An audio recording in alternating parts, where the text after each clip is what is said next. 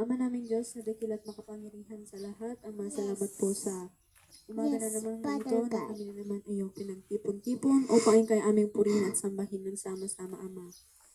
Pagpalain mo po kami at ikaw na po ang siyang bahala sa amin, naway ang kapangyarihan mo ang siyang manahan sa amin ngayon, Ama. Sa pangalan ni Jesus, Amen. Ayan, kantaan tayo ko na ng For the Lord is my tower.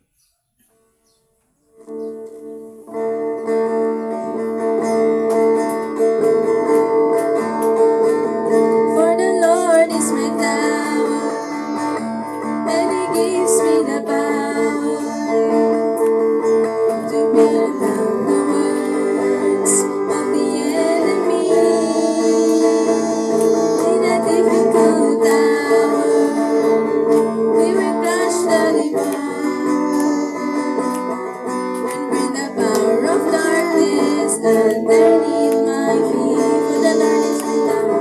For the Lord is my tower, and He gives me the power to bring down the world of the enemy. In a difficult hour, He will crush the devourer and bring the power of darkness underneath my feet. Blessed be the name of the Lord. Blessed be the name of the Lord. Blessed be the name of the Lord, the Most High. Blessed be the name of the Lord. Blessed be the name of the Lord. Blessed be the name of the Lord, the Most High. The name of the Lord is a strong tower. The righteous run into me, and they are saved. The name of the Lord is a strong tower. The righteous run into me, and they are saved. Glory is the name of the Lord. Glory is the name of the Lord. Glory is the name of the Lord, the Most High.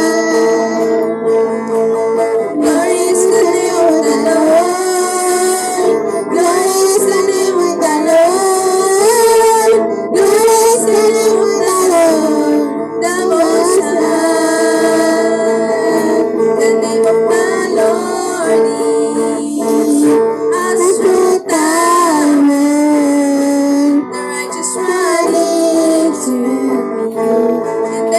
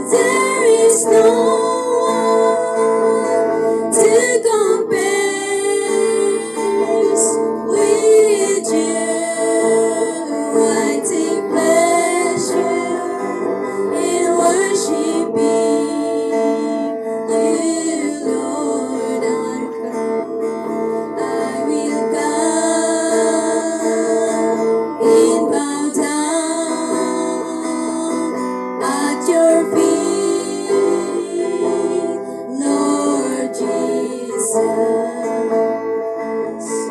In your presence, there is fullness of joy. There is nothing, there is no one to compare with you. I take pleasure in worshiping you, Lord. There is nothing, there is no one to compare with you. I take pleasure in worshiping you, Lord. To get a touch from the Lord is so real. To get a touch from the Lord is so real. If you draw nigh to Him, He will draw nigh to you. To get a touch from the Lord is so real.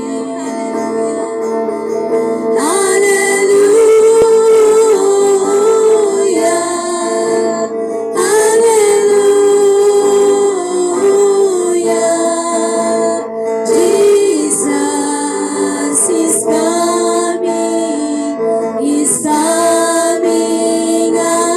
again.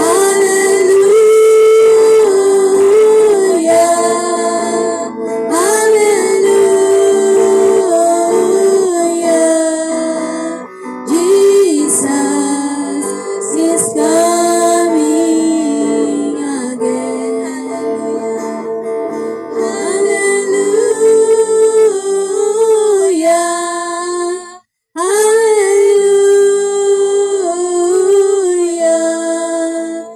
Jesus is coming again. Hallelujah, hallelujah. Jesus is coming again. Jesus is coming again.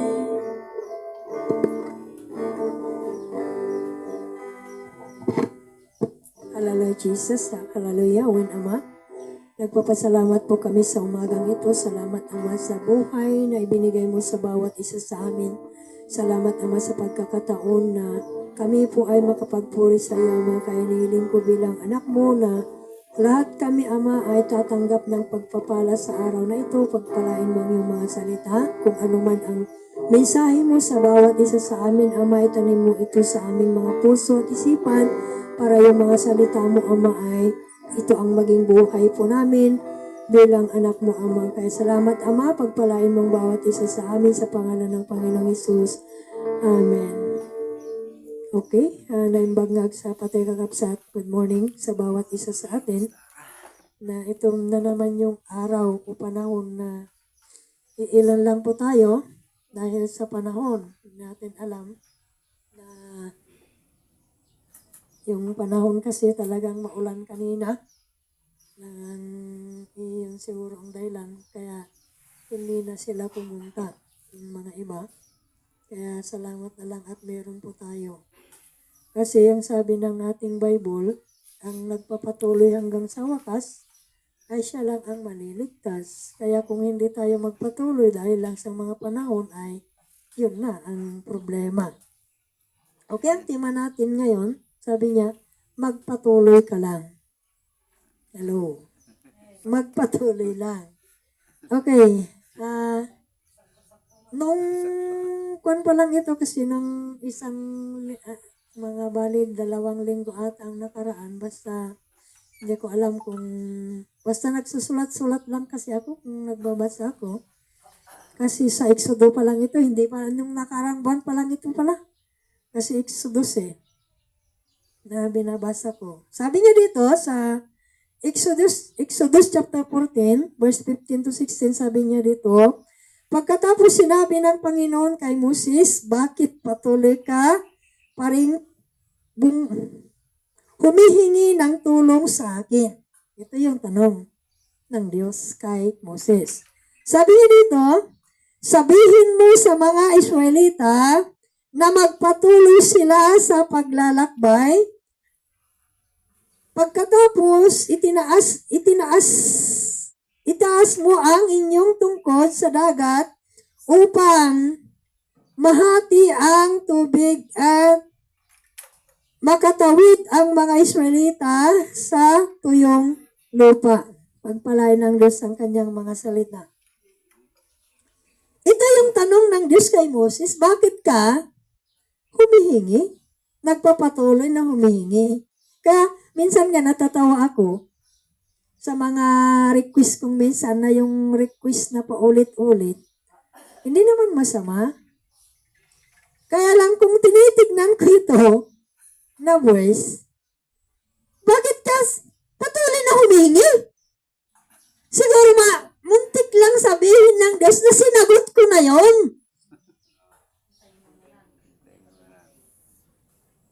Kaya dito, isang hamon sa atin. Ito, na sabi ng Panginoon kay Moses, pagkatapos sinabi ng Panginoon kay Moses, bakit patuloy ka pa rin humihingi ng tulong sa akin? Bakit? Ito na yung tanong, bakit? Bakit ka patuloy na humihingi ng tulong sa akin? Ang sabi ng Diyos, magpatuloy ka lang. Bahala na ang Diyos. Ito yung, minsan, ako rin natatawa ako sa aking sarili minsan, na pag binabasa ko to, bakit? Ako rin. Kaya minsan hindi na ako humingi, nagpapasalamat na lang. Minsan sabihin ko sa Diyos, salamat sa katugunan, yung panalangin po namin, yung ganito, ganyan, lalong-lalo na ang kingdom. Nagpapasalamat na lang ako sa Diyos na yung anghel na siya ang may kamiti ng kayamanan ay ipapadala na ng Diyos yun para pagdating ng araw, wala nang problema ang mission ng kingdom. Hello. At pati yung buhay natin. Kaya yung pamilya natin, yung problema natin, yung kailangan natin, pag ipinag-pray na natin sa Diyos siya, pag hiningi natin sa Diyos, ang gawin mo lang maniwala at magpatuloy. Hello? Kasi ang Panginoon mismo ang nagsalita dito kay Moses Kung walang batayan, huwag kong sasabihin ito. Pero may batayan po tayo na sinabi ng Diyos, ulitin ko, pagkatapos sinabi ng Panginoon kay Moses, bakit patuloy ka pa rin humihingi ng tulong sa akin? Bakit? Kaya nagtanong ang Diyos kay Moses, kaya dito, sinabi ng Diyos kay Moses, sabihin mo sa mga Israelita na magpatuloy sila sa paglalakbay. Ito kasi yung panahon ng yung lumabas ng mga Israelita sa Ehipto na nandun sila sa tabi ng ilog na pula at dumating yung mga Ehipsyo. Takot na takot yung mga Israelita sa panahon na yun kasi nakita nila na hinahabol sila. Pero tinulungan sila ng Diyos, kaya nagre-reklamo sila kay Moses. Kaya si Moses naman, nagpapatulong siya sa Diyos. Pero dito, nagtanong sa kanya ang Diyos, bakit ka pa humihingi? Nagpapatuloy na humihingi? Kasi siyempre si Moses talagang takot na rin Bilang tao, takot rin siya. Kasi yung dala-dala niya, niya buong bayan ng Israel. Pagkatapos, dumating yung mga Ehipsyo na yan, sigurado, siyempre bilang tao, sino naman siguro ang hindi natatakot? Hello? Natatakot rin si Moses noon. Kaya, siyempre, hindi niya maiwasan na palaging humihingi siya sa Diyos. Kaya minsan, kagaya natin, minsan takot tayo sa mga pagsubok sa buhay. Takot po tayo na minsan walang pera. Kaya bukas mayroon naman kaming babayaran. 1,000. Wala pang pera. Kaya sabi ko, bahala ka na. 10 at saka 15, may babayaran dyan at saka 14 daw.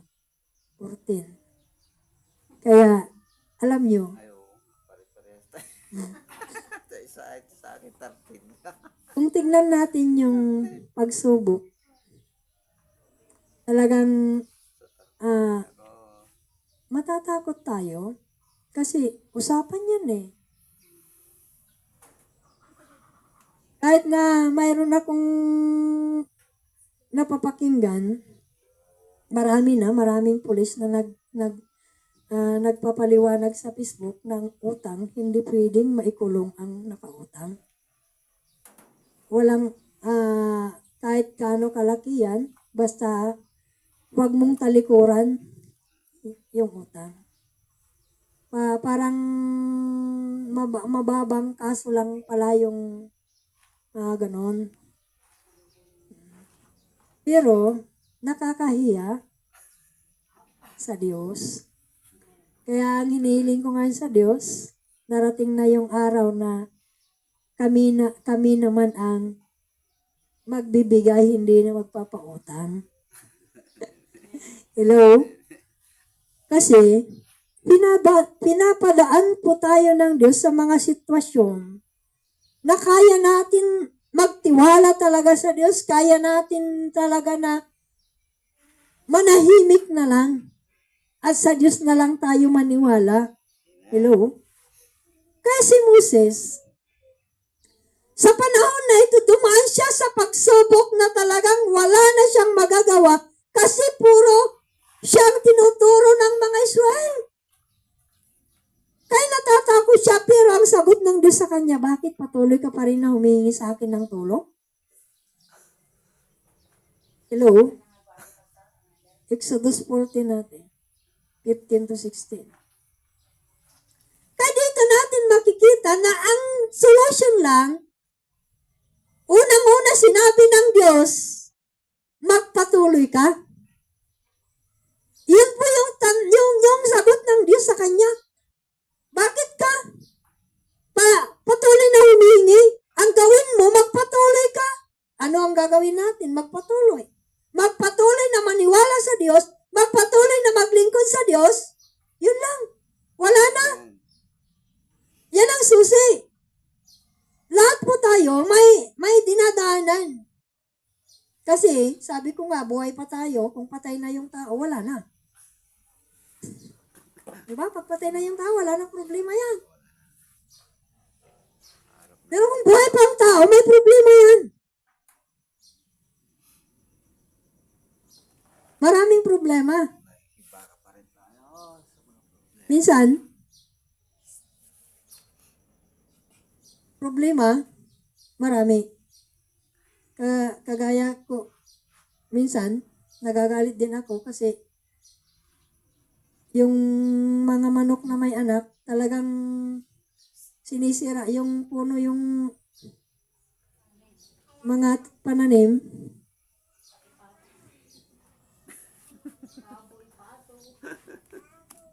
Pati baboy, imbis na pwede nang kumuha ng mga talbos ng kamote, kinain yung baboy. Tapos sumunod naman, yung mga pato. Kaya Kaya yan, linagyan ko na ng mangalba para hindi na makapasok yung mga pato. Kasi kung sisirain lang ang pananim ng wala tayong maani. Kaya ganun na lang. Kaya salamat sa Diyos. At pumunta naman yung mag-asawa kahapon at nabakudan na doon sa kabila. Sa kabila na lang. Kaya yun ang kasagutan ng Diyos para hindi ka na mapapagod. Kaya yun, kaya sana punta sila Abil mamayang hapon. Abil ba ate? Abil ba? Kausapin ko din para lagyan na ng kondon para dito na lang sa banda rito.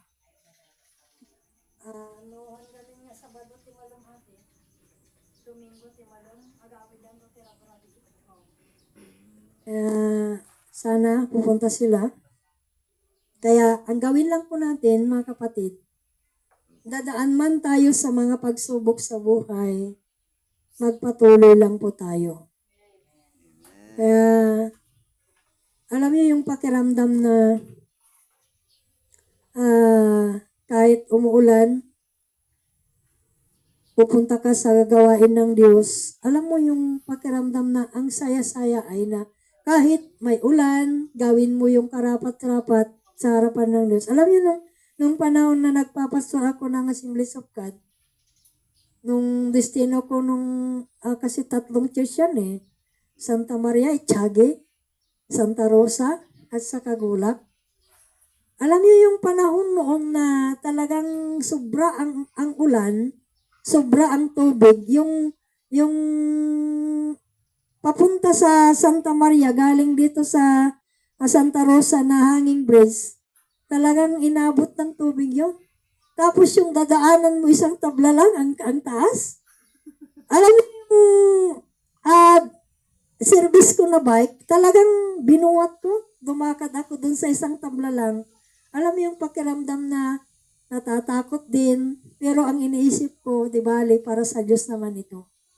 Kaya yun ang talagang minsan nga naiyak na lang ako, talagang tumigil ako. Umupo ako sa daan. Umiyak ako, sabi ko sa Diyos, tinignan ko kung may tao, walang tao. Umiyak talaga ako, sabi ko sa Diyos, Panginoon, ito pala yung karanasan yung naglilingkod sa talagang umiyak ako na sobra kasi talaga yung, siyempre, alam mo yung 3 church na nag-isa ka lang sa mga panahon na ganon. Na pagkatapos ng service doon sa Santa Maria, lilipat ako sa Santa Rosa. Tapos pagkatapos ng Santa Rosa, lilipat ako sa Gulak. Ang service ko noon ay bike.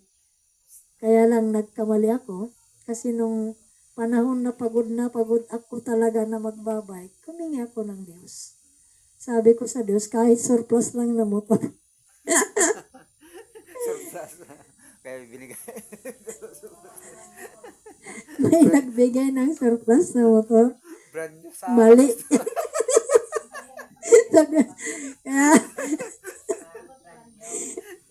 kaya, mula noon, ayaw ko nang humingi ng surplus. Humingi ka lang naman sa Diyos. Surplus pa dapat yung pinakamaganda. Kaya ngayon, ang inihiling ko sa Diyos, yung pinakadabis na talaga kung ano ang gusto ng Diyos ngayon. Kasi ayaw ko na ako nang magplano. Sa totoo lang, mula nung hindi ako makatayo ng ilang araw, mula noon talaga, surrender na. Ayaw ko na. Sabi ko sa Diyos, ikaw nang bahala. Ayaw ko na. Kasi may nagtatawag sa akin bro na magkalpintero din. Kasi alam naman nila yung trabaho ko. Yung trabaho natin na kahit may nakakakita o wala, ginagawa natin talaga yung the best. Kaya marami rin talagang tumatawag sa akin, nagsasabi na pupunta daw ako, pero ayaw ko na talaga. Ito na yung panahon naman na nakikita namin kung gaano kabuti ang Diyos.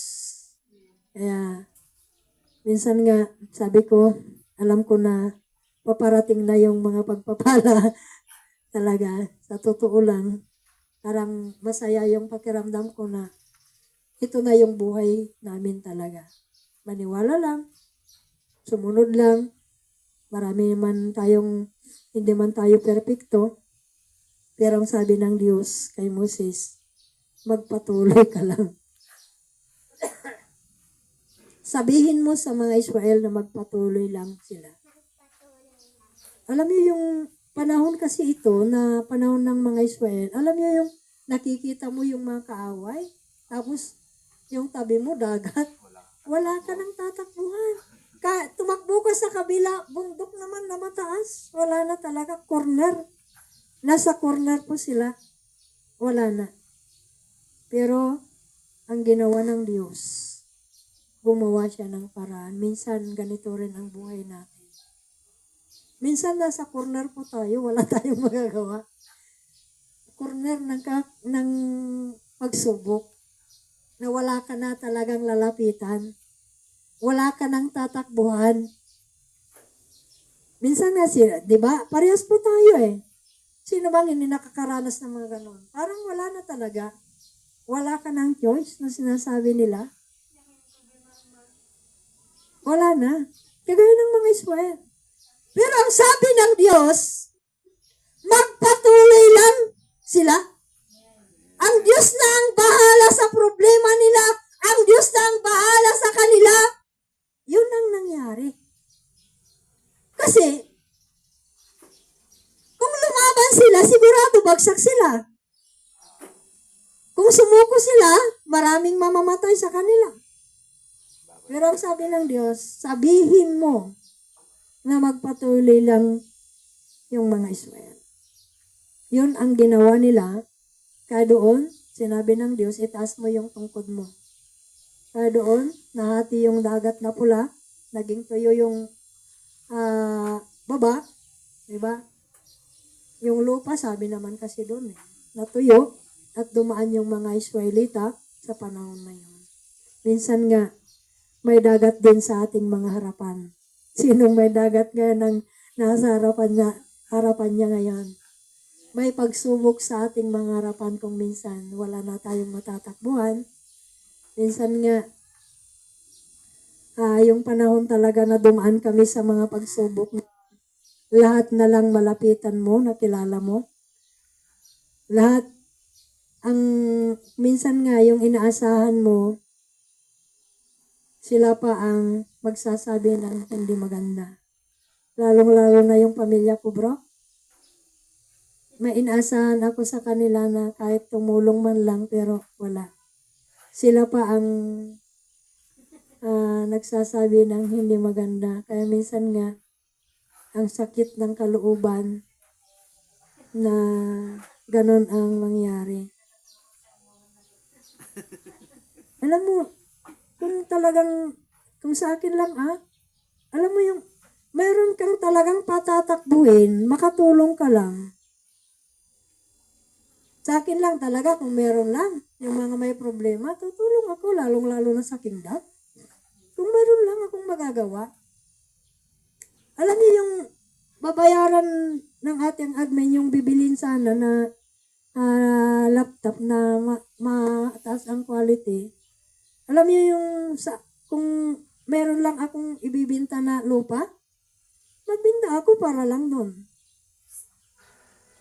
Kung meron lang, pero wala naman kasi.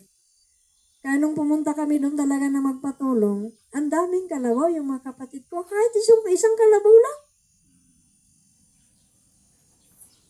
Naisakripisyo nila, pero wala Sila pang nagalit sa akin. Kaya pagdating ng araw, hindi ako galit sa kanila. Kaya alam yung ipanag-pre-pre natin na pag dumating na, kahit itong yung programa ni Pastor John Calang, malaki ng tulong yan. Pero pag bumaba po yung programa ng Kingdom, ay wala nang problema. Sa totoo lang, Kasi nararamdaman ko na, kasi nakita ko naman kasi talaga sa programa, pag bumaba yung programa ng Diyos at ito na yung gagawin talaga ng Diyos, kahit saan ka na pumunta, wala ka ng problema. Kahit saan. Kaya sabi ko, na pagdating ng araw na gusto natin manalian doon sa ibang bansa, pwede naman. Hello.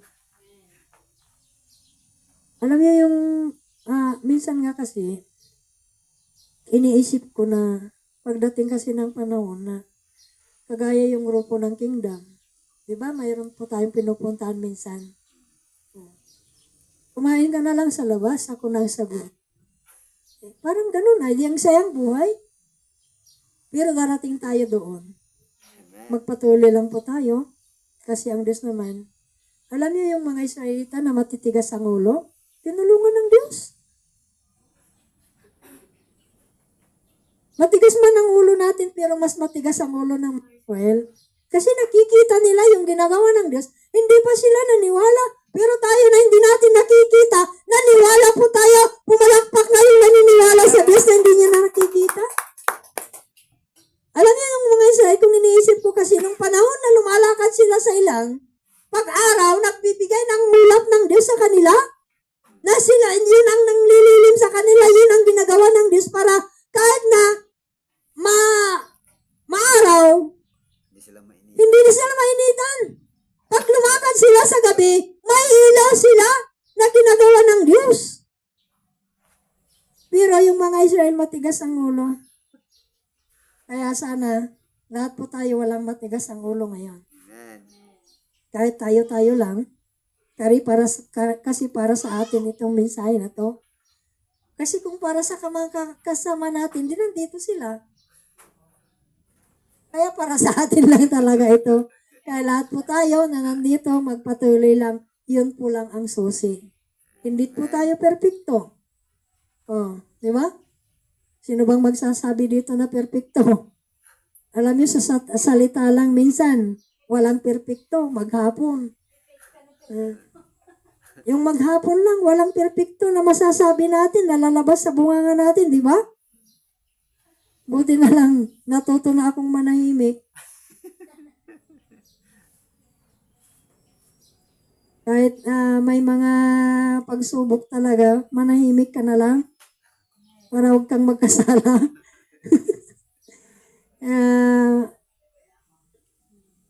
Salamat sa Diyos na mas maganda talaga yung manahimik na lang para hindi tayo magkasala, ano man ang napapakinggan natin. Kasi kung babalikan ko yung nakaraan talaga, ay, sobra. Ang dami. Alam niyo, nung bago pa lang kami dito, may tao na nagagalit na magtanim ako, hindi daw mabubuhay. Ano naman yan? Lupa yan. Mabubuhay yan kung diligan mo. Kaya salamat sa Diyos na pagtagumpay natin yung mga pagsubok. Kaya ngayon, papalating na, malapit na talaga yung pagpapala na ito yung panahon ng anihan talaga. Kaya malapit na tayong mag-ani sa ating mga nagawa na para sa Diyos, kagaya ng mga Israel, ay ganun po ang mangyayari sa atin. Dito, magpatuloy lang po tayo kung ano man yung hiniling natin sa Diyos. Sabi ko nga, maniwala na lang po tayo. Kasi sabi ng Panginoon kay Moses, bakit patuloy ka pa na humingi sa akin ng tulong? Magpatuloy ka na lang. Kapatid, kapamilya sa kingdom, tayo-tayo lang naman, pero ang hiniling ng Diyos sa ngayon, magpatuloy lang po tayo. Ito yung mensahe talaga. Magpatuloy ka lang, ano man ang dadaanan natin, ano man ang hinaharap natin. Kasi, kagaya ng mga Israel, talagang wala silang choice sa panahon na yon. Pero, sabi ng Diyos, magpatuloy lang kayo. Sabihin mo sa Israel. Kasi sinasabi ko ito sa bawat isa sa atin. Kasi ito yung mensahe Magpatuloy kayo at magpatuloy ako. Amen. Kaya, Kung ano yung diniling mo sa Diyos, hintayin mo na lang. Basta magpatuloy ka lang. Pagdating ng araw, pagdating yung panahon, surprise na lang. Sabi ng Diyos, Hello. isusurprise ka na lang pagdating ng araw. Kaya, sana, hindi na magtagal mula sa araw na ito, may surprise na gagawin ng Diyos sa bawat isa sa atin. Amen. Kasi na-surprise yung mga Israel. Amen. Bakit? Yung dagat na hati. Di ba surprise yun? Na yung dagat naging bundok dun sa magkabila. At lumakad sila sa gitna. Di ba? Surprise? Bakit? Kung iniisip natin, surprise yun na ginawa ng Diyos para sa mga Israel. Kaya kung nahati yung dagat na yon, mahatilin yung problema mo. At dadaan ka sa gitna ng mga problema na wala ka ng problema. Amen. Hello? Kasi kung tignan natin ito, talagang sobra. Kung isipin mo yung mensahe doon, ang dami talagang gagawin ng Diyos. Maniwala lang po tayo at sumunod talaga sa Diyos. Sabi ko nga, hindi po tayo perfecto. Lahat po tayo, araw-araw minsan nagkakamali, pero magpatuloy lang po tayo at may surprise sa harapan mo mamaya. Hindi natin alam. Mamaya, bukas, at sa sunod na araw. Basta alam ko, kung pinarating ng Diyos ito na mensahe para sa atin, gagawin ng Diyos ito.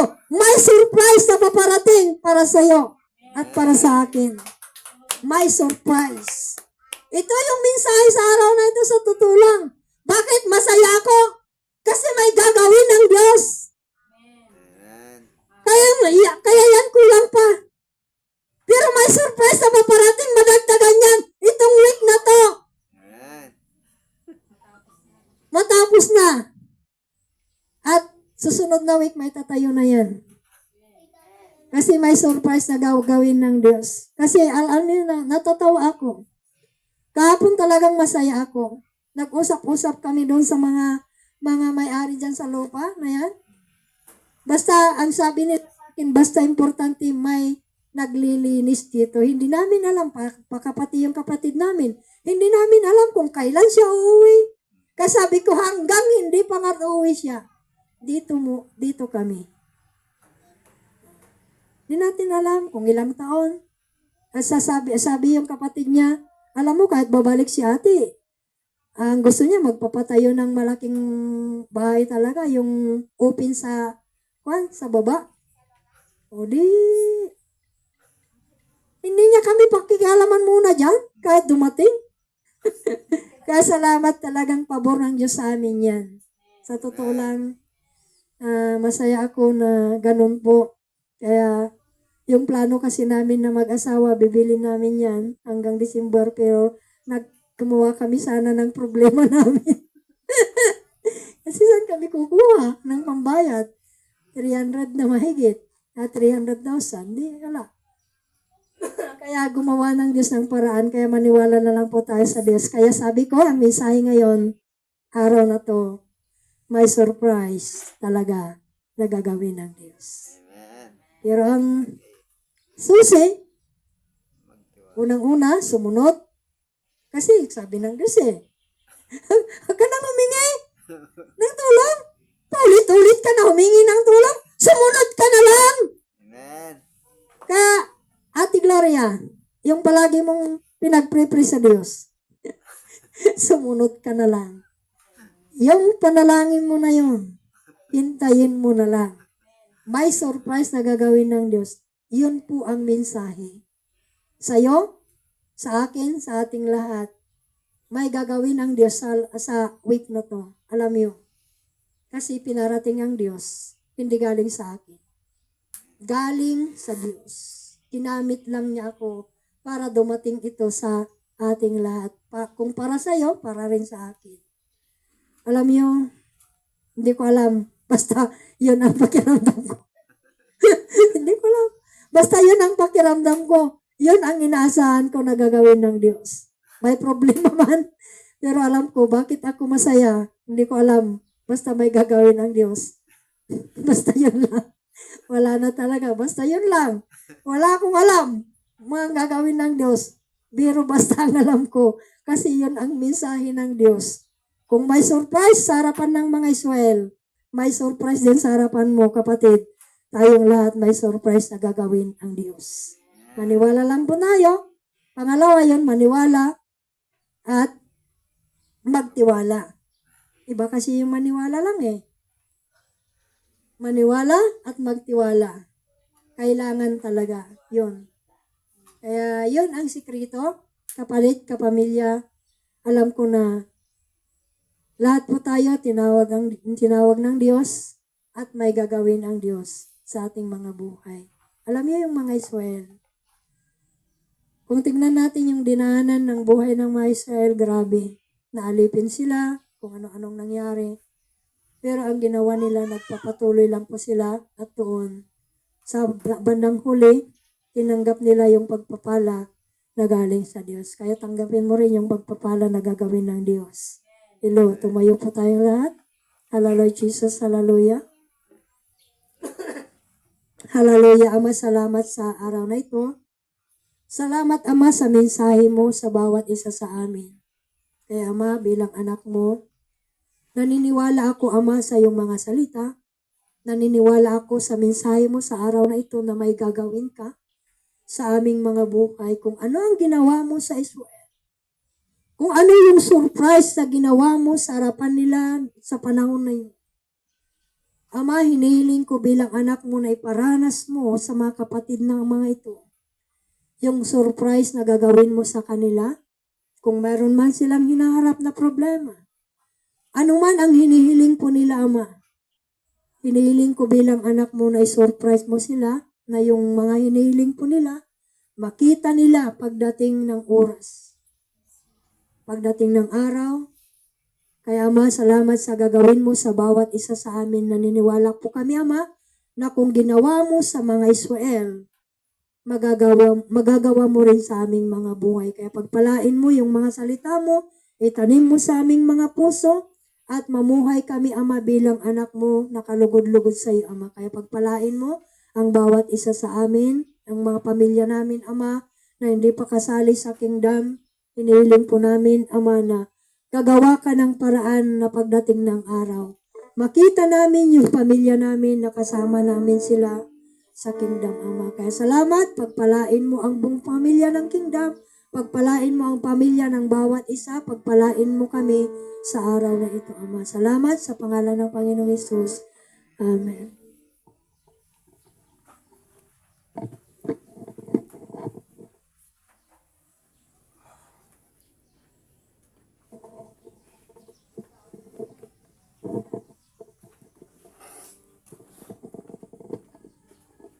Yan, kantahan tayo ko na halina't sama-sama.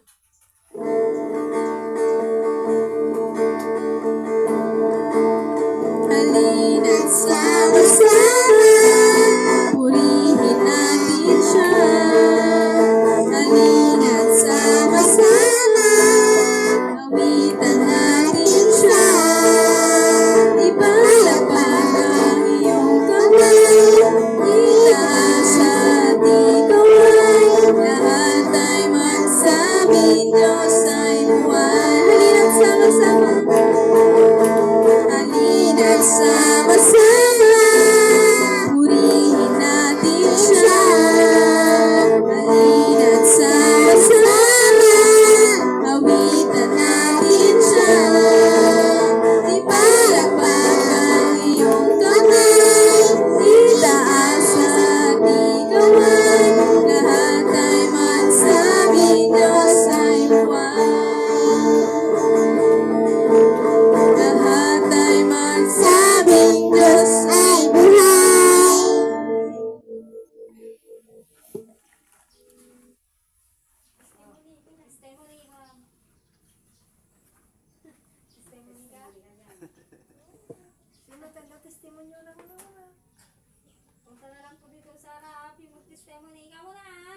Para lang po dito Sa harap yung nagtistimony. Gusto mo ka na muna, princess.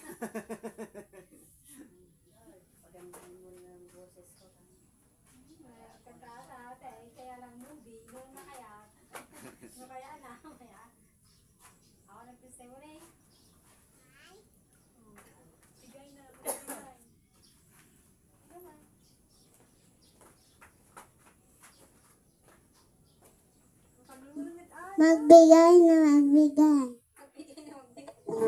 Yan, kunin natin mga sobre. Tayo po ay dadako sa ating pagbibigay kung walang magbibigay ng totoo. Magbigay tayo sa Panginoon, tayo ay magbigay. Bigay tayo sa Panginoon, tayo ay magbigay. Imamalik, Siksik, biglig at umahapang. nananalik, siksik, bibigay mawapa. Magbigay tayo sa Panginoon, tayo ay magbigay.